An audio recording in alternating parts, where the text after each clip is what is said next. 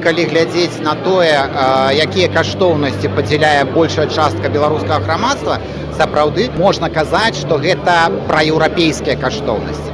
Але тут ёсць нюанс таксама з вызначэннем. Беларусы, якія падзяляюць вось такія каштоўнасці, яны іх не заўсёды ідэнтыфікуюць з праеўрапейскім выбарам.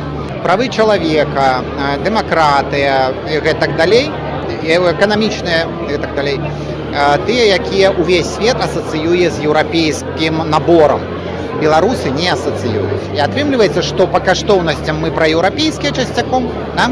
Але на геапалітычны ўзровень гэта не дайшло, і цалкам зразумела чаму, таму што дзесяткі гадоў гэта пытанне вынішчалася, і у палітычным наратыве, да, усіх, хто падтрымліваў еўрапейскі выбар, іх проста садзілі, вынішчалі, выціскалі з краіны і гэтак далей.